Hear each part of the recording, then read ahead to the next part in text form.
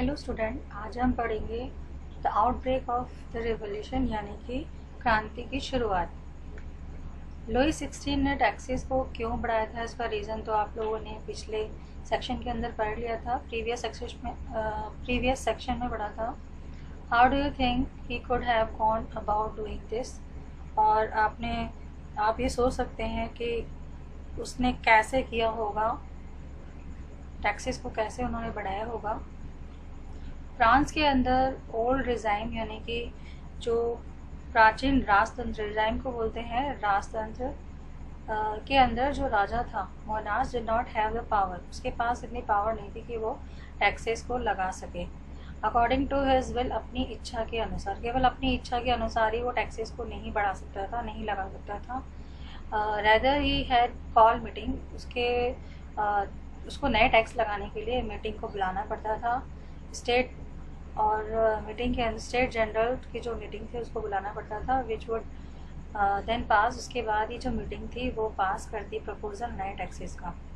The state general was politically body, जो state general है वो एक पॉलिटिकल बॉडी थी जिसके अंदर थ्री स्टेट्स के रिप्रेजेंटेटिव्स को भेजा जाता था। हालांकि जो मोनार्च था वो ही डिसाइड करता था कि इस मीटिंग को कब बुलाना है। मोनार्च अलोन को decide when to call a meeting of this body. और लास्ट टाइम ये जो मीटिंग बुलाई गई थी वो 1614 के अंदर बुलाई गई। ऑन 5 मई 1789 के अंदर लुई 16 ने इस assembly of the state general को बुलाया, और उसके बाद इन्होंने जो स्टेट जनरल ने जो प्रपोजल था नए टैक्सेस का उसको पास कर दिया। कब पास किया? 5 मई 1789 के अंदर लुई 16 ने और असेंबली ने दोनों ने मिलकर जो न्यू टैक्सेस वाला प्रपोजल था उसको पास कर दिया। और एक रेस्प्लेंडेंट हॉल इन वर्सलीज, रेस्प्लेंडेंट हॉल मतलब होता है कि एक बहुत बड़ा भवन बहुत बड़ा हॉल जिसको वर्सली का जिसको सजाया गया होस्ट के लिए, टू द होस्ट और डेलीगेट्स जो भी आने वाले थे उनके लिए उसको सजाया गया। फर्स्ट और सेकंड जो स्टेट्स ने अपने 300 रिप्रेजेंटेटिव्स को भेजा, यानी 300 फर्स्ट एंड 300 सेकंड के जो रिप्रेजेंटेटिव्स थे उनको बिठाया गया। फर्स्ट वाली जो रो है फेसिंग ईच अदर, यानी 2 साइड्स में एक दूसरे की तरफ फेस करते हुए उनको बिठाया गया। और वहीं जो 600 मेंबर्स थे जो थर्ड स्टेट से बिलोंग करते थे उनको उनके पीछे खड़ा किया गया। The third state was representative bye it's more, और जो थर्ड स्टेट थी वो रिप्रेजेंट कर रही थी प्रॉस्परस और एजुकेटेड मेंबर्स को। पीजेंट आर्टिशियंस वुमेन्स, उनका असेंबली में आने पर रोक लगी हुई थी। हाउएवर देयर ग्रीवेंसेस, लेकिन उनकी जो शिकायतें थी, ग्रीवेंसेस मतलब था शिकायत, डिमांड, उनकी मांगे, वो उन्होंने एक लिस्ट में लिख दी थी। और वो जो लिस्ट थे वो 40,000 लेटर्स के रूप में थे जो कि उन्होंने अपने रिप्रेजेंटेटिव्स को दिए थे, और जो उनके रिप्रेजेंटेटिव थे वो वहाँ लेकर आए थे। Voting in the state general in the past had been conducted according to the principle, और जो पहले था कि जो भी वोटिंग हुआ करती थी स्टेट जनरल के अंदर वो पहले के अकॉर्डिंग ही, जो पहले के सिद्धांत थे उसके अकॉर्डिंग ही स्टेट्स के अंदर उन्होंने स्टार्ट की थी कि 1 वोट होना चाहिए, हर व्यक्ति का 1 वोट, हर स्टेट का 1 वोट। एंड दिस टाइम जो लुई 16 थे उन्होंने भी उसी सेम प्रैक्टिस को कंटिन्यू करने के लिए कहा। But member of third states, जो मेंबर्स थे थर्ड स्टेट के, उन्होंने डिमांड की कि जो वोटिंग है वो अब पूरी असेंबली के अंदर होनी चाहिए और हर व्यक्ति का 1 वोट होना चाहिए। This was one of the democratic principle, और ये एक लोकतांत्रिक सिद्धांत है। Put forward by the philosophers, जो कि फिलोसफर्स ने रखा था, जैसे कि रोस्यू। इन्होंने अपनी किताब द सोशल कॉन्ट्रैक्ट के अंदर इसके बारे में डिटेल में लिखा। When the king rejected this proposal, जब राजा इस प्रपोजल को रिजेक्ट कर देता है तो जो थर्ड स्टेट के जो मेंबर्स थे वो असेंबली हॉल से बाहर चले जाते हैं और उसका विरोध करने लग जाते हैं। The representative of third states viewed themselves as spokesman, और जो रिप्रेजेंटेटिव थे थर्ड स्टेट्स के वो अपने आप को प्रवक्ता के रूप में, स्पोकमैन मतलब होता है नेशन के रूप में, अपने आप को देखते थे, एक प्रवक्ता के रूप में देखते थे फ्रेंच नेशन के। ऑन 20 जून दे असेंबल, और 20 जून में वो असेंबल हुए हॉल के अंदर ऑफ इंडोर टेनिस कोर्ट, और जो वो हॉल था वो इंडोर टेनिस कोर्ट का था जो कि वर्सली के ग्राउंड के अंदर था, in the ground of वर्सली।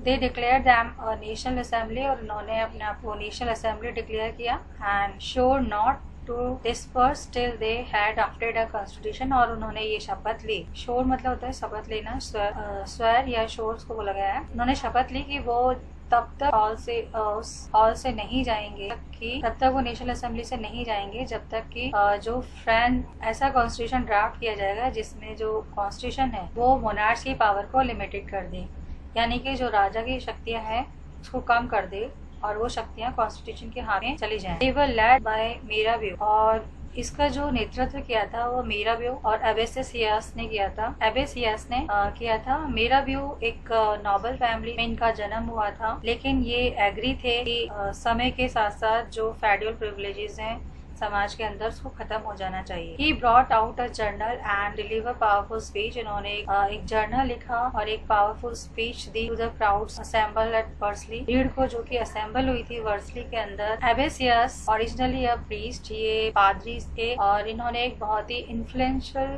Pamphlet लिखा कॉल्ड, जिसको की नाम दिया गया what is third state. Priest ये एक ओरिजिनली प्रीस्ट थे और इन्होंने एक इन्फ्लुएंशियल पैम्पलेट लिखा जिसको की कहा जाता है, जिसमें उन्होंने कहा कि जिसमें उन्होंने बताया कि what is the third state. While the national assembly was busy at Versailles, और जब नेशनल असेंबली बिजी थी वर्सली के अंदर कॉन्स्टिट्यूशन बनाने में, तभी बाकी जो फ्रांस था वहाँ पर दंगे हो रहे थे, जो आंदोलन स्टार्ट हो गए थे। टर्मोन मतलब होता है आंदोलन, और सिविल विंटर कड़ाके की सर्दी का मतलब होता है कि खराब हार्वेस्ट होना, या जिसकी वजह से जो प्राइस थे ब्रेड के वो बढ़ गए, और जो बेकर्स थे वो इस सिचुएशन का फायदा उठाकर एक्सप्लॉइट कर रहे थे लोगों को, और होर्डिंग कर रहे थे, होर्डेड सप्लाईज, यानी कि जमाखोरी कर रहे थे जो भी सप्लाईज थी उनको। After spending hours long Q, बहुत लंबे समय तक लाइन में लगे रहने के बाद बेकरी शॉप पर जो भीड़ थी वो औरतों की भीड़ थी, वो गुस्से में आ गई और उन्होंने शॉप के अंदर धावा बोल दिया। At the same time the king ordered, और उसी समय जो राजा था उसने ये ऑर्डर दिया अपनी सेना को कि पेरिस में मूव कर जाए। On 14 July the agitated crowds, 14 जुलाई में जो एजिटेटेड क्राउड्स थी,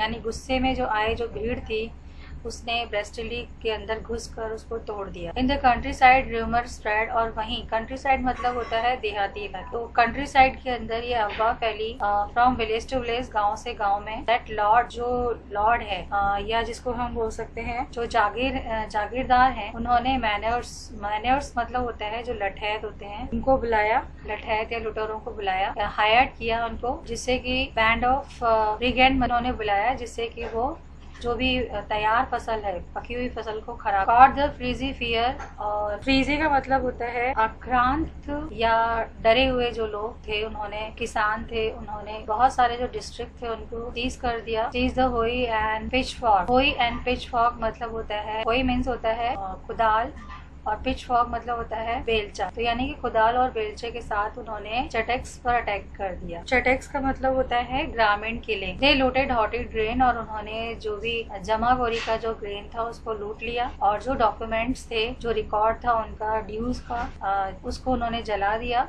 large number of noble flats, और बहुत सारे जो नोबल्स थे वो वहाँ से भाग गए अपने अपने घरों को छोड़कर, और कुछ तो ऐसे थे जो कि अपने पड़ोसी कंट्री के अंदर चले गए और वहीं सेटल हो गए। Praise the power of this revolting subject, और जब राजा लुइस ने देखा अपनी विद्रोही प्रजा की पावर को और उससे अनुमान लगा लिया, तो फाइनली जो लुइस 16 थे, इन्होंने नेशनल असेंबली के अंदर उसको रिकॉग्नाइज कर दिया और एक्सेप्ट कर लिया जो सिद्धांत था, accepted the principle that his power would be now to be check by the constitution, की जो उसकी पावर है वो कॉन्स्टिट्यूशन के हाथ में चली जाएगी, यानी कि लिमिटेड हो जाएगी। On the night of 4th अगस्त, और 4th अगस्त 1789 की रात को असेंबली ने डिक्री मीन्स डिसीजन पास किया फेडरल सिस्टम को खत्म करने का, और ऑब्लिगेशंस एंड टैक्सेस, और जो भी ऑब्लिगेशन टैक्सेस लगाए थे उसको खत्म करने का। Members of clergies to were force, और जो क्लर्जीज के मेंबर्स थे उनको भी फोर्स किया गया, उनको मजबूर किया गया कि वो अपने